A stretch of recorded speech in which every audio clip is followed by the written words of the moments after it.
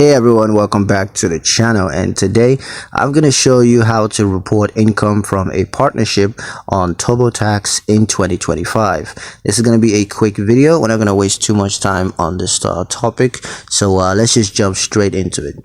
The first step is going to be to gather necessary documents. So go ahead and collect your partnership income statements, including your Schedule K1.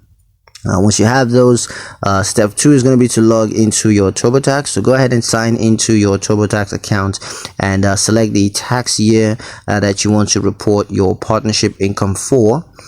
Next, you're going to choose income and then just select partnership income as your income type. Next, you're going to enter your total partnership income, including any dividends, interest, and capital gains. And next, you're going to claim any related deductions such as partnership expenses or charitable donations. And the final step will be to review your partnership income report just to make sure it's accurate, and if it is, go ahead and submit it to the IRS and they're going to take care of the rest for you.